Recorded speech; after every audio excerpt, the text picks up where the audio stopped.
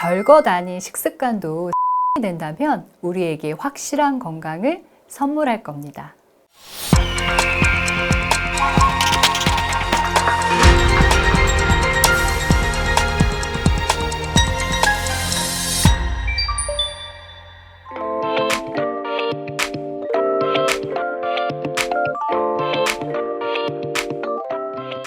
저는 아이가 안 먹어서 고민인 부모님을 종종 만나는데요. 아이마다 원인은 좀 다를 수 있지만 일단 식사 얘기를 적어보라고 합니다. 어떤 음식을 얼마나 먹었는지를 확인하기 위한 것도 있지만 그것보다 규칙적인 패턴이 있는지 없는지를 보기 위해서인데요. 한 일주일 정도치를 보면 아이가 보통 몇 시에 자고 몇 시에 일어나는지, 또 아침, 점심, 저녁은 몇 시에 먹는지 규칙적인 패턴이 나와야 하는데 그렇지 않은 아이들이 있습니다. 이런 경우 편식 유형 중에 생체 리듬이 불규칙한 유형으로 분류하기도 하는데요. 자고 깨는 시간이 일정치 않다 보니까 때가 되어도 배가 고프지 않은 겁니다. 잠도 오락가락 하고요. 또 먹는 것도 시원치 않으니까 기분은 어떨까요? 아마 이런 자녀를 둔 부모님이라면 얘는 도대체 누굴 닮은 거야 라는 소리가 절로 나올 텐데요. 유전자는 아니니까 배우자를 탓하시면 안 됩니다. 비단 아이들만의 이야기는 아닌데요. 어른들도 수면장애나 입맛이 없다는 이유로 식사를 거르는 분들이 많고요. 요즘 재택근무나 비대면 수업이 병행되다 보니까 이 생체 리듬이 막 깨져서 더 그런 것 같습니다. 그러다 보니까 피곤하다, 짜증난다, 우울하다, 불안하다 이런 말들을 많이 하세요. 규칙적인 생활 습관을 만드는 것이 필요한데요. 근데 우리 초등학교 때 다 해보셨잖아요. 방학을 앞두고 나의 하루 생활 계획표 이렇게 원을 그려서 기상, 중간중간 밥 먹기, 공부도 조금씩 넣고요. 놀기, 그리고 제일 많은 시간 꿈나라 이런 식으로 나눠서 적었던 거 기억나시죠? 어떠셨어요? 잘 지키셨나요? 저는 작심삼일도 아마 못 지켰던 그런 기억이 납니다. 그래서 오늘은 루틴을 한번 만들어 보려고 하는데요. 루틴은 어떤 일에 성과를 내기 위해서 습관적으로 하는 동작이나 절차를 뜻합니다. 그야말로 단순 작업의 반복이고요. 이렇게 반복을 하다 보면 생각할 겨를도 없이 내 몸이 자연스럽게 움직이게 되죠. 모닝 루틴으로 알려진 JYP 박진영 씨는 매일 똑같은 시간에 일어나고 눈 뜨자마자 하는 행동들, 식사, 체조, 발성, 심지어 옷 입는 것까지 분 단위로 정해져 있다고 하는데요. 이걸 20년 가까이 지켰다고 해서 화제가 되기도 했습니다. 자, 그래서 제가 오늘 준비한 강의는요. 잘 먹기 위한 식사 루틴입니다. 세 가지로 말씀드릴 텐데요. 첫 번째는 수면 패턴 만들기입니다. 잘 먹기 위해서는 잘 자는 것이 중요한데요. 안타깝게도 우리는 잠을 자는 사람을 게으르거나 한심하게 보기도 하고요. 잠자는 시간을 이렇게 사치기로 여기기도 합니다. 원하는 일이나 학업을 위해서는 잠자는 시간을 쪼개야 그래야 성공할 수 있다는 분위기인데요. 분명히 어릴 때는 일찍 자고 일찍 일어나야 한다 이렇게 우리는 듣고 자랐거든요. 물론 뒤에 단서가 붙습니다. 뭐 때문에? 키 크기 위해서는 바로 성장 호르몬 때문인데요. 성인에게도 이 성장 호르몬이 중요한 역할을 한다고 합니다. 이 성장 호르몬이 부족하게 되면 우울증이나 불면증, 만성 피로나 복부 비만, 골다공증, 심혈관 질환 그런 것들이 유발된다고 하니까요. 성장 호르몬이 많이 나오는 밤 10시에서 새벽 2시에는 꼭 주무시는 것이 좋겠습니다. 호르몬에 대해서 좀 더 살펴보면 호르몬은 우리의 몸과 마음의 균형을 유지할 수 있기 위해 몸 구석구석에 정보를 전달하고요. 자극하는 화학물질입니다. 생각보다 많은 일을 하거든요. 흔히 떠오르는 성장 호르몬이나 성 호르몬 외에도 식사와 관련된 호르몬, 식욕과 관련된 호르몬, 혈당을 높이고 낮추는 호르몬, 이 모두가 다 수면과 연관이 있습니다. 이 24시 주기가 있거든요. 그래서 낮에는 스트레스 호르몬인 코르티솔과 행복 호르몬인 세로토닌이 이렇게 서로 신호를 주고받으면서 우리 몸의 컨디션을 조절해 주고요. 밤에는 수면 호르몬인 멜라토닌이 수면을 돕고 새벽에는 성장 호르몬이 분비됩니다. 여기에서 코르티솔과 멜라토닌은 빛과 어둠에 의해 분비량이 조절되거든요. 그렇기 때문에 아침에는 햇볕을 쬐고 밤에는 어두운 환경에서 잠을 자는 것이 도움됩니다.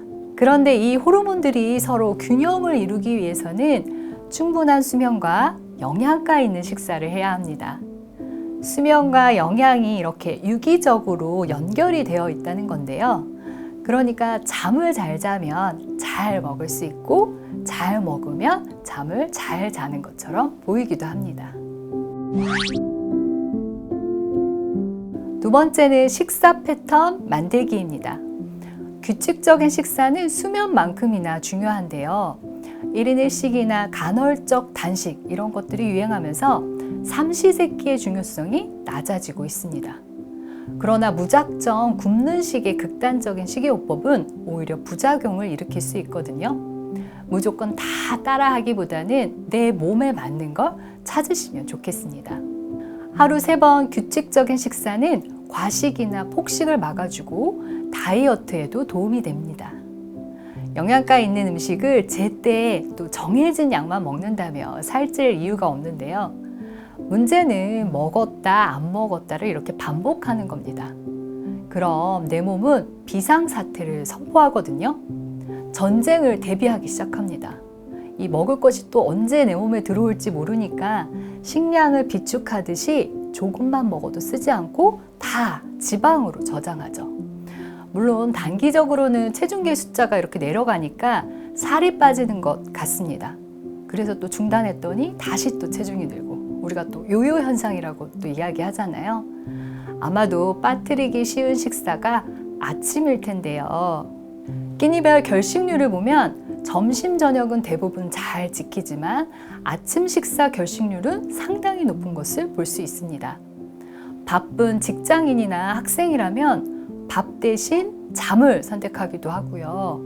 아침을 먹으면 소화가 안 된다, 또 입맛이 없다는 이유로 안 드시는 분들도 있으실 겁니다.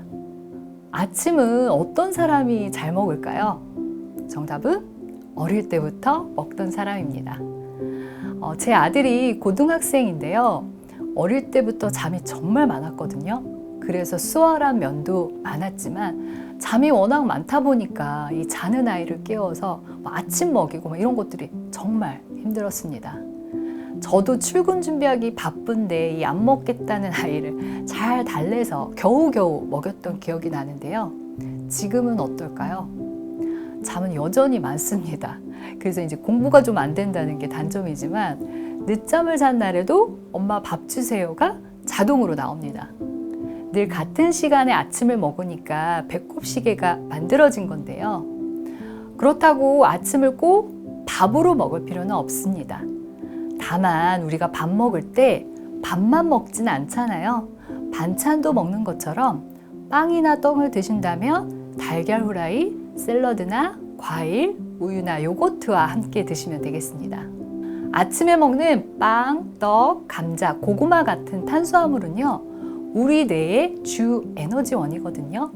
집중력을 키워주고요. 함께 먹는 달걀, 우유, 콩, 견과류 같은 단백질은 행복 호르몬으로 알려진 세로토닌을 만들어줍니다.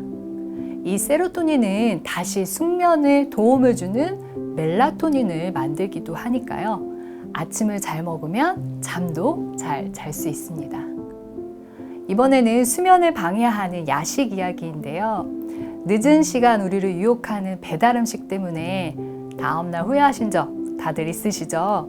속도 더부룩하고 얼굴도 막 붓고 자면서 장기가 같이 이렇게 쉬어야 하는데 음식물을 소화시키느라 일을 해서 그렇거든요. 숙면은커녕 내 몸을 학대하는 겁니다. 잠들기 최소한 3시간 전부터는 먹지 않는 것이 좋습니다. 마지막은 나만의 습관 만들기입니다. 수면 패턴과 식사 패턴의 실전편이라고 할 수 있는데요. 먼저 습관이란 어떤 행동을 이렇게 반복하면서 저절로 익혀지는 걸 뜻합니다.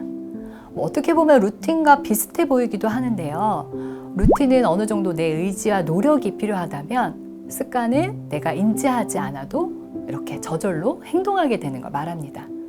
그러니까 어느 정도 내 의지를 가지고 루틴을 이렇게 만들다 보면 자연스럽게 습관이 될 텐데요. 며칠 동안 반복하면 습관이 될까요? 평균적으로 66일 정도가 걸린다고 하는데요. 공부의 신 강성태 선생님 아시죠?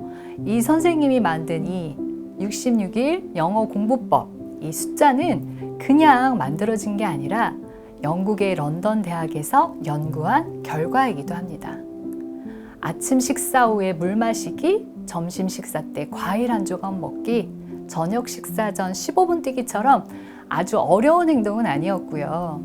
개인마다 차이는 있었지만 평균 한 2달 정도 매일 같은 행동을 반복하다 보니까 습관이 되었다고 합니다. 우리도 실천할 수 있는 습관을 한번 적어보면 어떨까요? 이건 제 습관 만들기 표인데요. 먼저 수면 습관과 식사 습관 이렇게 나누어서 적어봤습니다. 이때 좋은 습관과 나쁜 습관을 좀 구분해 보시면 좋은데요. 좋은 습관은요, 내가 지금 하고 있는 거 있잖아요. 거기에서 조금 더 할 수 있는 걸 적어주시고요. 나쁜 습관은 지금 내가 가지고 있는 중에서 이건 안 되겠다, 이건 좀 버리고 싶은데 이런 거 다 있으시죠? 그런 걸 적어주시면 됩니다. 저 같은 경우에는 출퇴근 시간이 정해져 있지 않다 보니까 바쁠 땐 새벽까지 일하기도 하고요. 식사를 거르는 일이 생기거든요. 그래서 12시 이전에는 무조건 자려고 노력하고 있습니다. 또 자기 전에 불 끄고 스마트폰 하시는 분들 많으실 텐데요. 블루라이트가 오래 노출되면 숙면 호르몬인 멜라토닌 분비가 억제된다고 해요.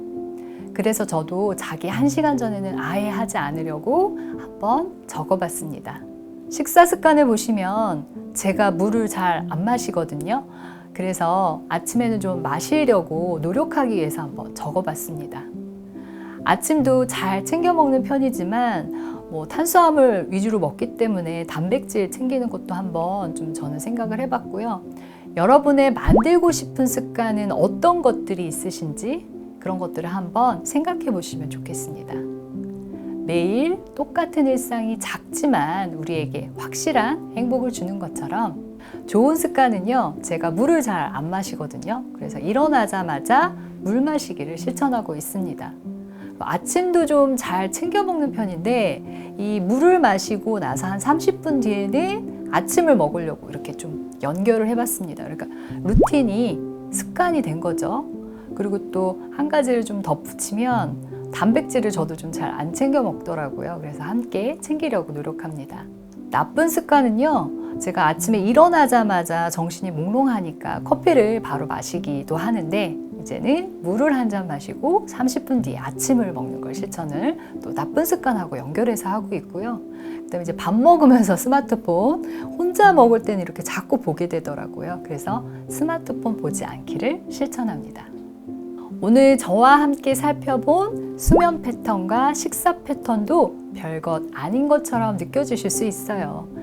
별것 아닌 식습관도 습관이 된다면 우리에게 확실한 건강을 선물할 겁니다. 여러분의 오늘 하루도 건강하고 행복했으면 좋겠습니다.